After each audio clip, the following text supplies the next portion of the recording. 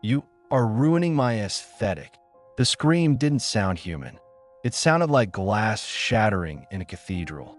It cut through the soft melody of the string quartet playing Bach's Cello Suite No. 1. It silenced the polite chatter of 200 of New York's elite. It froze the waiters carrying trays of champagne and caviar. Jessica stood in the center of the ballroom of the Ohika Castle, a venue that cost more to rent for one evening than most people earned in a decade. She looked like a princess from a fairy tale, or perhaps an ice queen. Her dress was a custom Vera Wang, silk and lace, fitted to perfection, with a train that spilled behind her like a river of milk. Her hair was a golden cascade of meticulously curated waves. Her makeup was flawless, but her face was twisted into a mask of pure, unadulterated hatred. And her hands, those manicured hands with the 3-carat diamond ring, were extended forward, not in a gesture of welcome, but in a shove, a violent, hard shove. No, please. The small voice belonged to Marcus, 7 years old, an African-American boy in a tuxedo that didn't quite fit right. The sleeves were a little too long, the shoes a little too tight, just the way Jessica had ordered them so he would look clumsy. He stumbled backward, his red high-top sneakers, which he had begged to wear, but was forced to hide under the table until the photo, sliding on the polished marble floor. He flailed his arms, desperate to grab onto something. A tablecloth, a chair, anything to stop the fall. But there was nothing but air. And behind him, looming like a sugary skyscraper, was the wedding cake. It was a masterpiece. 8 tiers of imported Belgian chocolate and red velvet sponge, draped in white fondant lace, adorned with hundreds of edible gold leaves and sugar roses. It stood 6 feet tall. It cost $15,000. It was the centerpiece of Jessica's perfect day. Crash. The sound was sickening. It wasn't just a thud. It was a wet, heavy explosion. Marcus hit the cake midsection. The structure gave way instantly. Tiers 3, 4, and 5 collapsed under his small weight. The gold stand wobbled and tipped. The entire confection toppled over. Marcus hit the floor hard, landing on his back. And then the avalanche came down on top of him. Vanilla frosting, red velvet crumbs, support dowels, and sugar flowers buried him. He lay there, stunned, gasping for air, looking like a victim of a delicious landslide. Silence, absolute, deafening silence filled the ballroom. For 3 seconds, nobody moved. The guests, senators, tech moguls, socialites stared with their mouths open. A piece of red velvet cake rolled across the floor and stopped at the shoe of a stunned waiter. Then Marcus moved. He wiped frosting from his eyes. He looked terrified. He looked up, searching for his father. But the first person he saw was Jessica. She wasn't checking to see if he was hurt. She wasn't rushing to help the 7-year-old boy who had just fallen 6 feet. She was looking at her dress. A single speck, one tiny, microscopic speck of red icing had landed on the hem of her $20,000 gown. Her eyes went wide. Her chest heaved. The vein in her forehead, usually hidden by Botox, throbbed. "You little hot." She lunged forward. The guests gasped. Was the bride attacking the child? "Look what you did," Jessica shrieked, her voice cracking, echoing off the high ceilings. "Do you have any idea what this cost?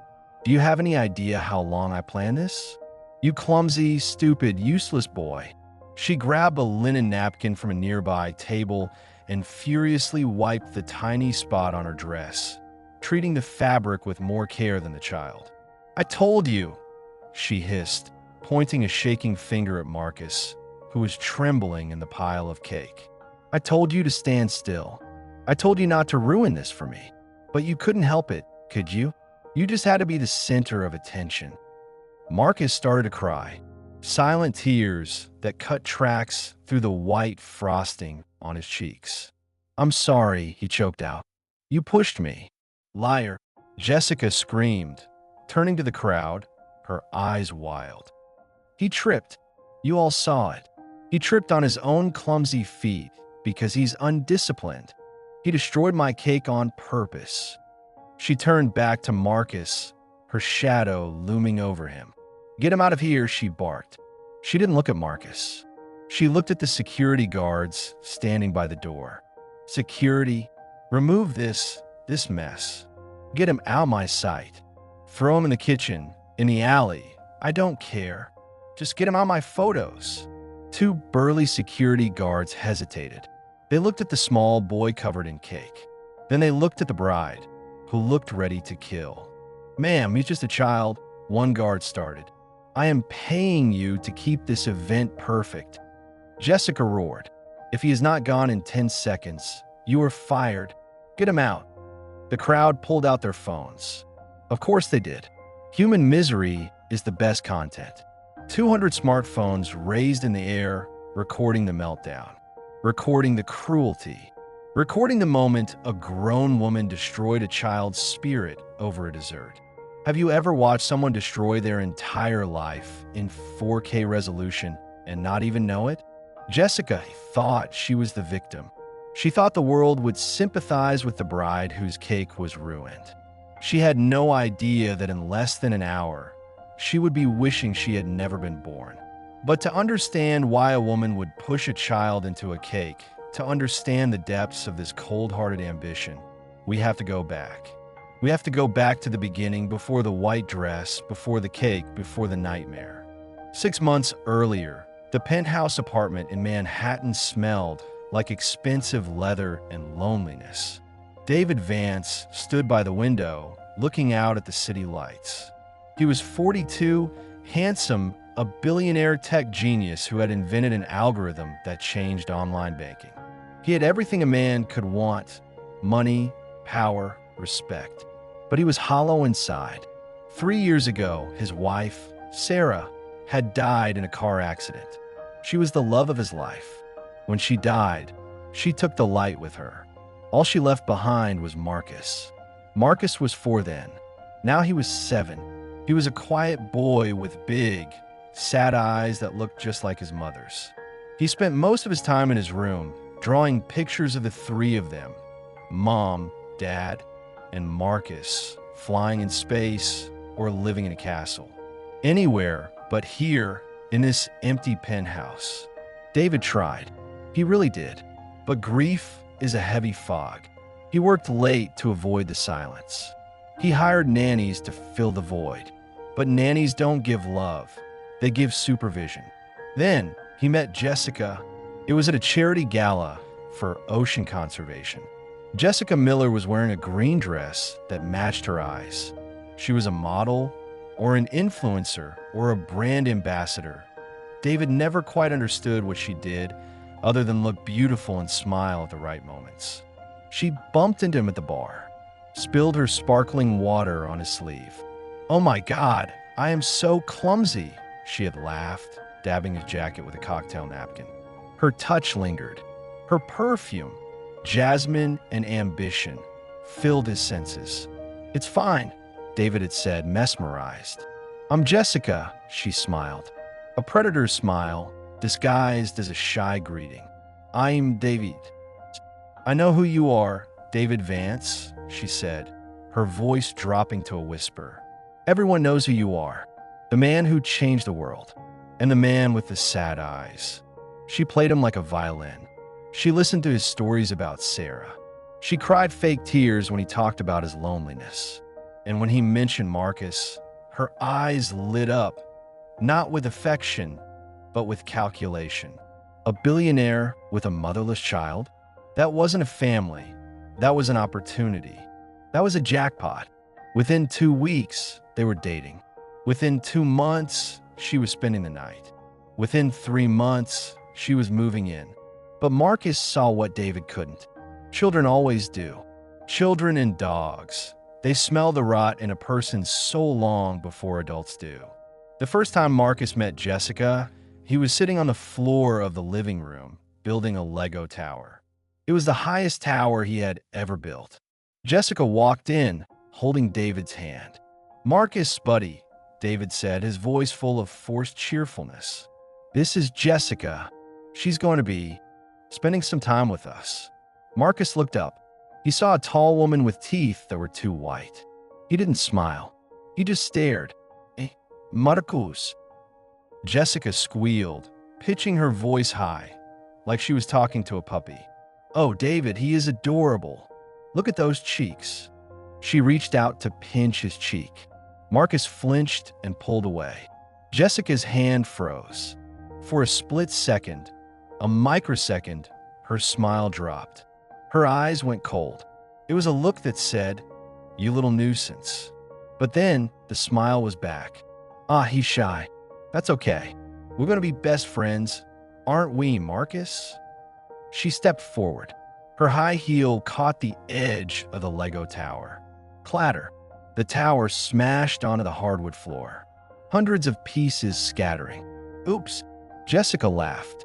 "My bad. I'm just so clumsy today." She didn't apologize. She didn't offer to help pick it up. She just stepped over the ruins of his hard work and walked to the sofa, pulling David with her. "Leave it, buddy. The maid will get it," David said, distracted by Jessica's hand on his neck. Marcus sat there, looking at his broken tower. He looked at Jessica. She was looking back at him over David's shoulder. She winked. It wasn't a friendly wink. It was a warning. "I'm here now, and you are my way." The war had begun, but only one side knew they were fighting. Scene cut. 3 months later, the kitchen. Life with Jessica was a lesson in psychological warfare. To David, she was an angel. She organized a schedule. She redecorated the penthouse, throwing out Sarah's old paintings because they were dated. She hosted dinner parties where she charmed his investors. She was the perfect trophy. To Marcus, she was a prison warden. It was subtle at first, small things. When David was in the room, she hugged Marcus. When David left the room, she pushed him away like he was contagious. "Don't touch my dress. Your hands are sticky," she would hiss. "Go to your room. Adults are talking. Why are you so quiet? Are you stupid? Speak when you're spoken to." One morning, 3 months before the wedding, the tension finally boiled over. The kitchen was sleek, all stainless steel and marble. It smelled of burnt toast. Marcus had tried to make his own breakfast because the nanny had the day off and Jessica was sleeping in. Marcus sat at the island drawing. He was using his special markers, the ones David had bought him. He was drawing a family portrait. But in this picture, there was Dad, huge and smiling. There was Marcus holding his hand, and far away, in the corner of the paper, was a small stick figure with yellow hair. Jessica.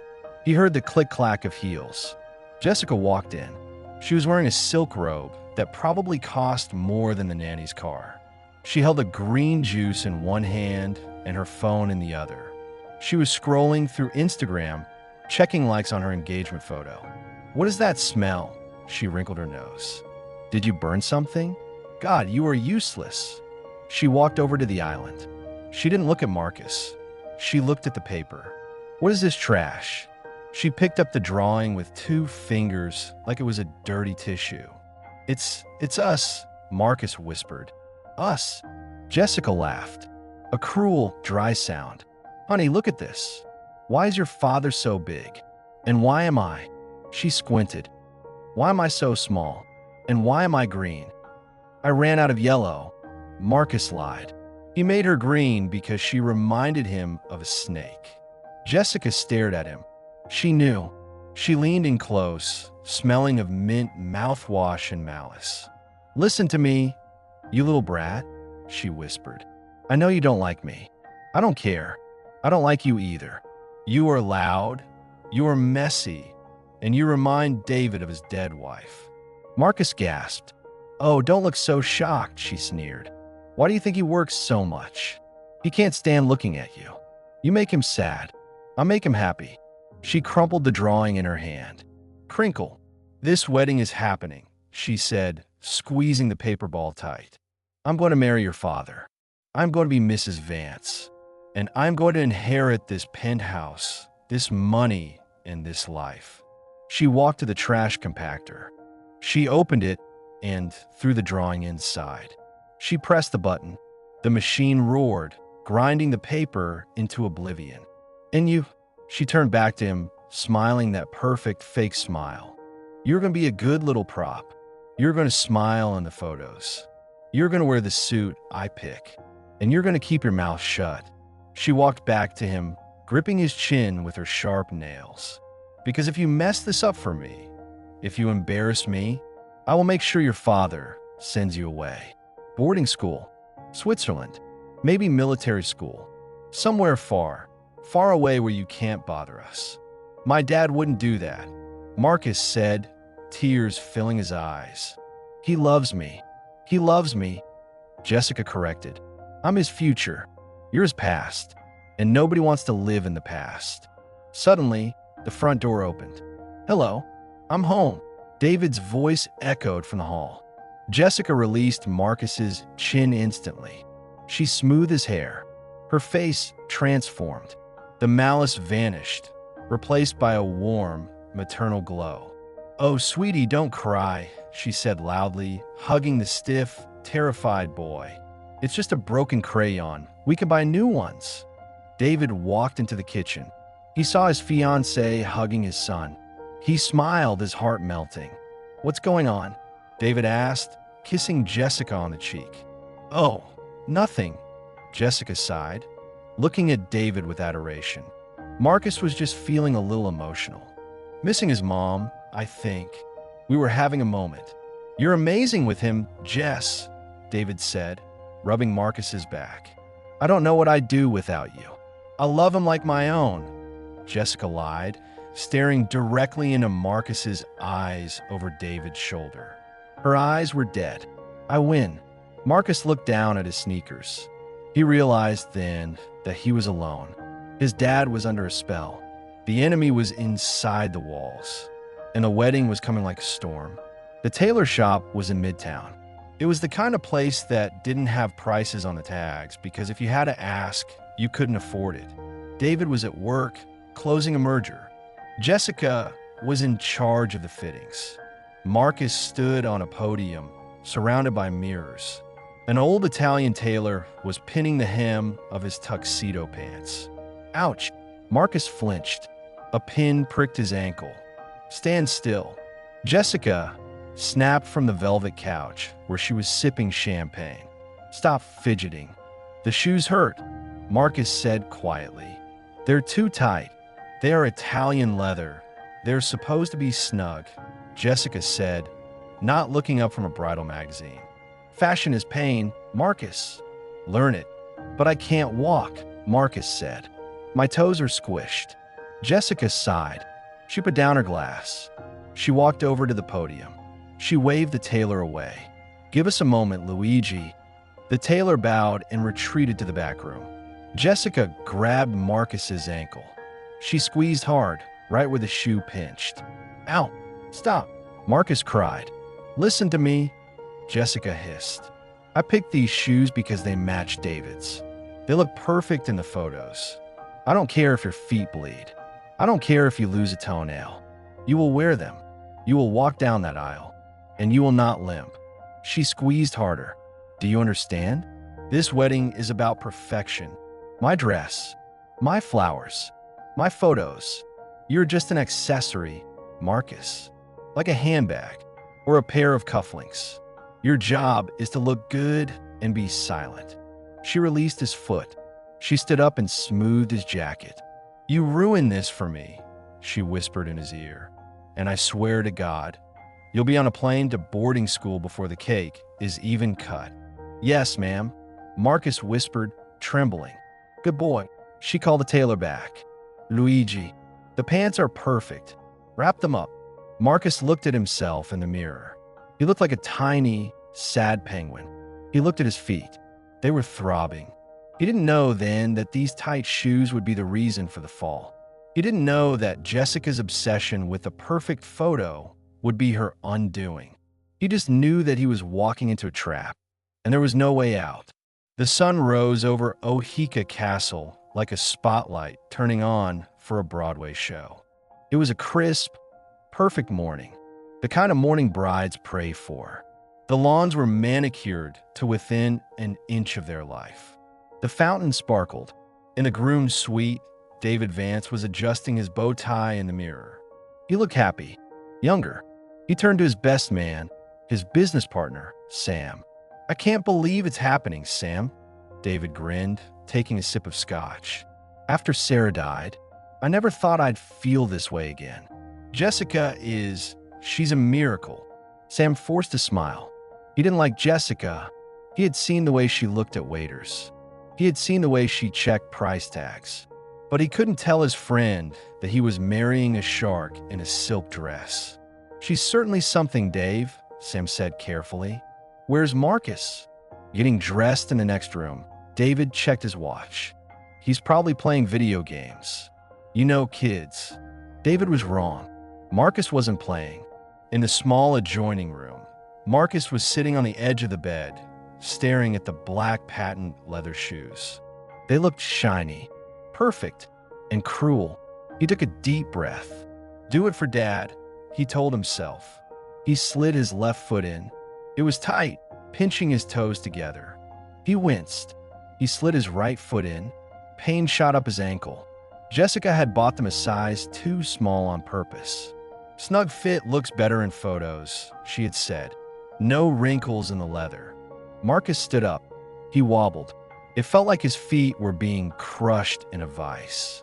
He bit his lip to keep from crying. The door flew open. Jessica didn't knock. She stormed in, wearing a silk robe embroidered with bride in gold letters. Her hair was set in curlers. She looked frantic. "Why aren't you ready?" she hissed, closing the door behind her. "I am ready," Marcus whispered. She marched over to him. She grabbed his shoulders and spun him around, inspecting him like he was a piece of livestock at an auction. She smoothed his jacket roughly. She licked her thumb and wiped a non-existent smudge from his cheek. "Stand up straight," she commanded. "Shoulders back. Chin up. Don't look so miserable." "My feet hurt," Marcus said. Jessica's eyes narrowed. She leaned down, her face inches from his. "I don't care," she whispered. "Today is not about your feet. It is not about your comfort. It is about me. Do you understand? There are going to be 200 people out there. Senators, investors, the press. If you limp, if you cry, if you do anything to distract from me, remember what I told you." "Switzerland," Marcus breathed. "Exactly. A boarding school in the Alps. Cold, lonely, no that. Just snow and strict teachers." She smiled, a terrifying plastic expression. "Now, let's go see your father. And remember, smile like you're the luckiest boy in the world." She grabbed his hand. Her grip was iron. She pulled him out of the room, dragging him slightly. "David," she called out, her voice instantly transforming into a sweet, melodic song. "Look at our handsome little man. He's ready." David turned around. He saw his son in the tuxedo. He saw Jessica holding his hand. "Wow," David beamed, kneeling down. "You look like a movie star, Marcus. Does it feel good?" Marcus looked at his dad's hopeful eyes. He looked at Jessica's cold stare over David's shoulder. "Yes, Dad," Marcus lied. "It feels great." The ceremony was held in the garden. White roses everywhere. 10,000 white roses. The scent was overpowering, sickly sweet. A string quartet played Pachelbel's canon. The guests stood up. Jessica walked down the aisle. She was breathtaking. The dress was a masterpiece of lace and ego. Everyone gasped. Phones were raised. David had tears in his eyes. Marcus stood at the altar next to his dad, holding the velvet pillow with the rings. His feet were burning. Every second was agony. He shifted his weight from one foot to the other, trying to find relief. Jessica reached the altar. She took David's hands. The priest began to speak about love, sacrifice, and truth. Jessica nodded at the right times. She wiped a single, perfectly timed tear from her eye when the priest mentioned new beginnings. But Marcus saw something else. During the vows, while David was reciting, "I promise to love and cherish you," Jessica wasn't looking at David. She was looking at the photographer. She was slightly angling her face to catch the good light. She was posing. This wasn't a marriage. It was a photo shoot. Then came the rings. "The ring, please," the priest said. Marcus stepped forward. He tried to walk normally, but his right foot spasmed in the tight shoe. He stumbled slightly. Just a tiny trip. He caught himself. He didn't fall, but Jessica saw it. Her eyes flashed. For a split second, the blushing bride mask slipped. She looked at Marcus with pure venom. She snatched the ring from the pillow with aggressive speed, her fingernail scratching Marcus's hand. Scratch. It stung. Marcus pulled his hand back. A tiny drop of blood welled up on his thumb. Jessica ignored it. She turned back to David, sliding the ring onto his finger, smiling radiantly.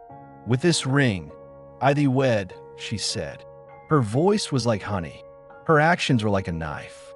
"I now pronounce you husband and wife," the priest announced. "You may kiss the bride." David kissed her. The crowd cheered. Rose petals were thrown into the air. As they walked back down the aisle, hand in hand, Jessica leaned close to David, waving to the crowd with her free hand. But with her other hand, hidden by her bouquet, she reached down and pinched Marcus's shoulder. "Hard." "You stumbled," she whispered through her frozen smile, not looking at him. "Clumsy little idiot." "Wait until the reception." Marcus walked behind them, limping slightly, surrounded by cheering strangers, feeling more alone than he had ever felt in his life. The reception was inside the grand ballroom. Crystal chandeliers the size of small cars hung from a ceiling. Waiters in white gloves served champagne and hors d'oeuvres that Marcus couldn't pronounce. The centerpiece of the room was the cake. It was magnificent. It stood on a raised platform, bathed in a golden spotlight. 8 tiers, red velvet, Belgian chocolate, gold leaf. It was a monument to Jessica's vanity. "It's beautiful, honey," David said, holding a glass of champagne. "It's perfect," Jessica corrected him, "and I want the perfect photo with it. Before anyone cuts it, before the guests touch it. Just us." She waved at the photographer, a frantic man named Pierre. "Pierre, now, the lighting is perfect." "Of course, Mrs. Vance." Pierre rushed over, adjusting his camera. "Let's get the happy couple in front of the cake." "And the boy," David added. "It's a family photo." Jessica's smile twitched. "Right, of course. The boy." She scanned the room. She spotted Marcus sitting alone at a table in the corner, rubbing his aching feet. "Marcus," she called out. "Come here, darling." Marcus stood up. He really didn't want to walk anymore, but he saw his dad waving. He limped across the marble dance floor. "Okay," Pierre directed.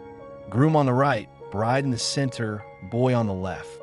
They stood in front of the towering cake. David put his arm around Jessica. Marcus stood next to Jessica. "Okay, smile," Pierre said. "Click, click, click. Beautiful," Pierre yelled. "One more." "Wait," Jessica interrupted. "Stop." She looked at the digital screen on the photographer's camera. She frowned. "He's ruining the symmetry," she muttered. She turned to Marcus. "You're standing too close to me. You're wrinkling my train." "I'm sorry," Marcus whispered. "Move over." She made a shooing motion with her hand. "To the left. Further. Further." "Jess, he's going to be out of the frame." David laughed nervously. "No, he won't. I just need space for the dress, David," she snapped, then quickly softened her tone. "I just want it to look elegant, honey." She turned back to Marcus. She grabbed his shoulder and physically moved him. She pushed him closer to the cake table, closer to the edge of the platform, closer to disaster. "Stand there," she commanded. "Don't move. Don't breathe. Just try to look presentable." Marcus stood there, His heels were right on the edge of the slippery marble step. The massive cake loomed behind him. The smell of sugar was overwhelming. "Okay, Pierre now." Jessica posed, hand on hip, chin tilted, the perfect angle. "Ready?" Pierre asked. "1, 2, wait." Jessica screamed again. She broke the pose. She turned to Marcus. Her face was flushed with irritation. "Your tie is crooked," she hissed. "God, can you do nothing right?" She reached out. Her hands were shaking with adrenaline and rage. She didn't want him in the photo. She didn't want him in her life. She wanted him gone. And in that moment, something dark took over Jessica. It wasn't just about the tie. It was about erasure. If she pushed him, if he fell, maybe he would leave. Maybe David would see he was just a clumsy, broken thing that didn't fit their shiny new life. She reached for him, not to fix the tie, but to shove.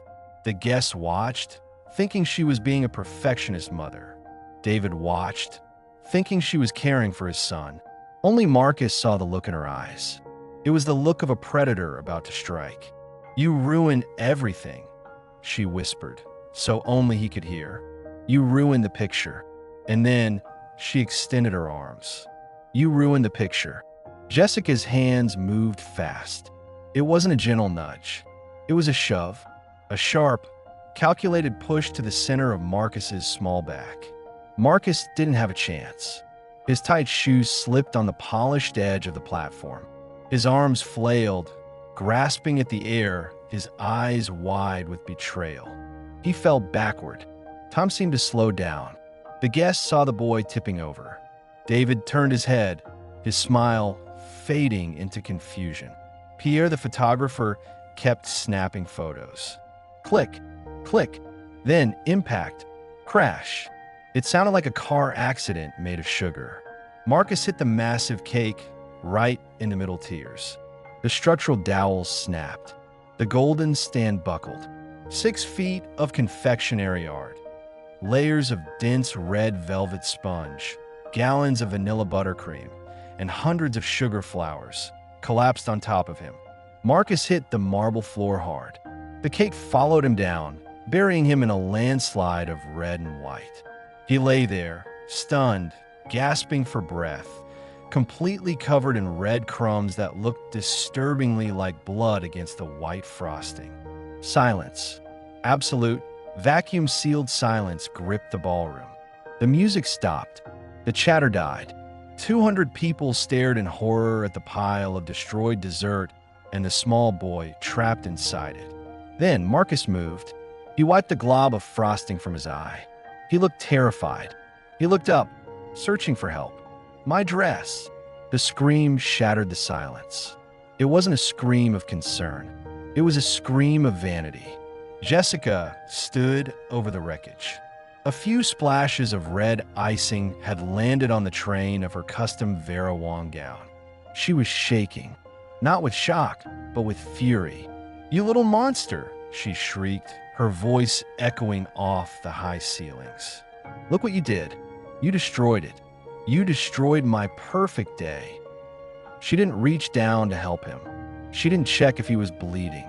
She kicked a piece of cake away from her shoe with disgust. "Get up," she yelled at the boy on the floor. "Get up and get out of my sight. You did this on purpose. You jealous, clumsy little rat." The crowd gasped. A murmur rippled through the room. People were pulling out their phones. The perfect bride mask had fallen off, revealing the monster underneath. "Jessica."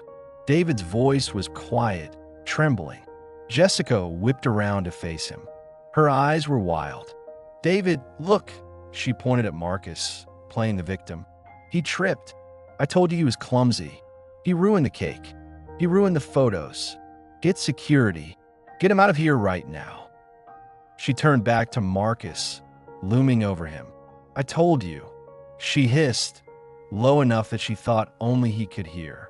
"I told you what happened. You're done. Switzerland. Tonight." Marcus started to cry. He sat in the ruins of the cake, looking like a broken toy. "I'm sorry," he sobbed. "I slipped. You pushed." "Shut up." Jessica lunged at him, raising her hand as if to slap him or grab him. "Don't you dare lie to me."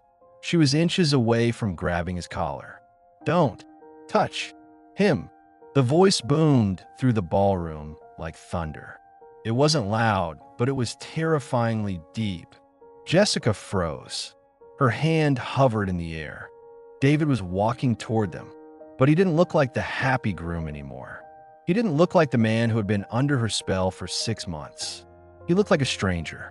His face was pale. His jaw was set in stone. His eyes were burning with a cold, dark fire. He didn't walk around the cake mess. He walked through it.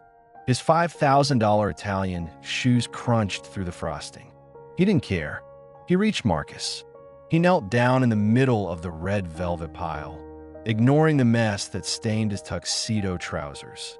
"Dad," Marcus whispered, flinching, expecting anger. "I'm sorry. I ruined the picture." David's heart broke into 1,000 pieces. He saw the flinch. He saw the terror in his son's eyes. He saw the tight shoes. And suddenly, the fog lifted. He saw everything. "No, buddy," David whispered, his voice cracking. "You didn't ruin anything." David reached out and gently wiped a smear of icing from Marcus's nose. He pulled his son into a hug, pressing the boy's messy, sticky face against his clean white shirt. "Are you hurt?" David asked softly. "My feet," Marcus cried into his shoulder. "And my back." David stood up, lifting Marcus in his arms. He held him tight, like he was the most precious thing in the world. He didn't care that red cake was smearing all over his tuxedo. He turned to face Jessica. Jessica took a step back. She saw the look in his eyes. It was a look she had never seen before. It was the look of a man who realized he had let a wolf into the sheep pen.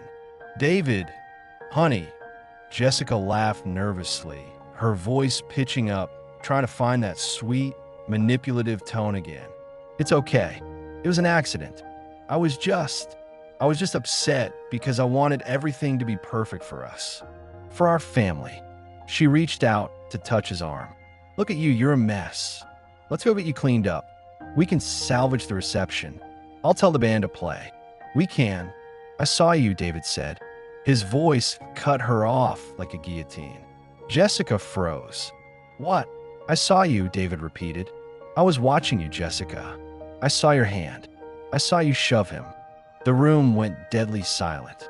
You could hear a pin drop. "David, that's crazy," Jessica stammered, looking around at the guests, trying to find allies. "Why would I push him? He tripped. His shoes." "The shoes you bought," David said coldly. "The ones that are 2 sizes too small. I see him limping." "Jessica, I've seen him limping all day." He stepped closer to her, still holding Marcus. "I was blind," David said, his voice rising so everyone could hear. "For 6 months, I was blind. I thought you were bringing joy back into this house. But you weren't." He looked at the destroyed cake. Then he looked at her dress. "You care more about a speck of sugar on your dress than you do about my son's safety."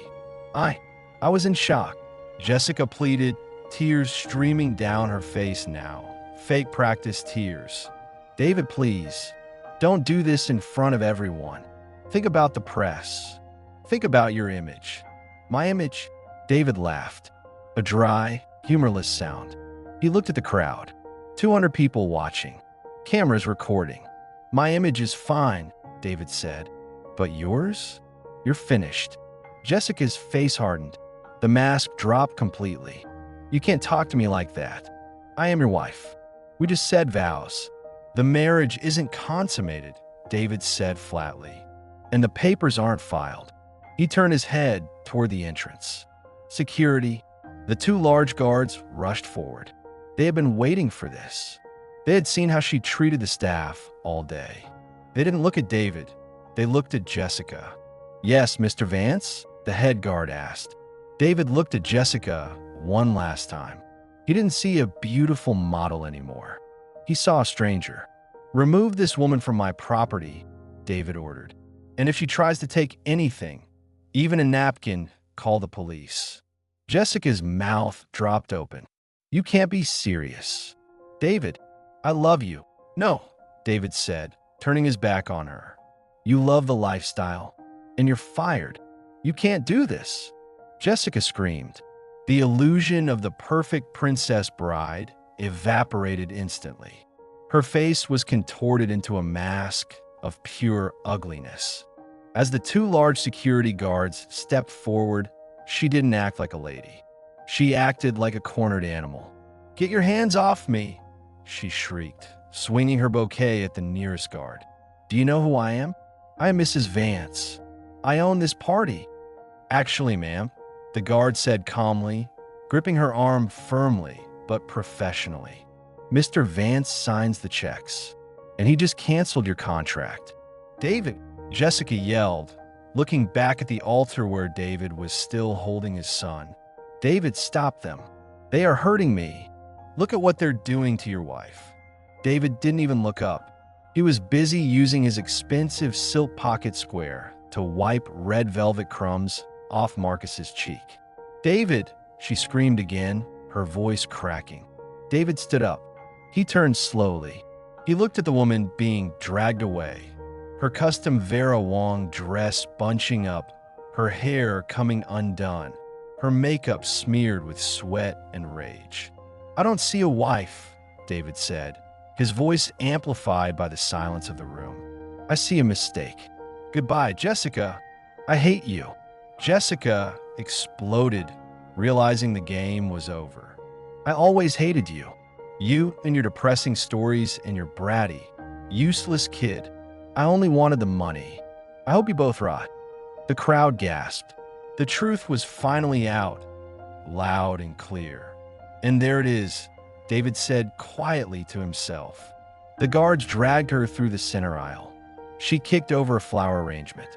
She cursed to the guests. As she reached the double doors, her dress caught on a latch.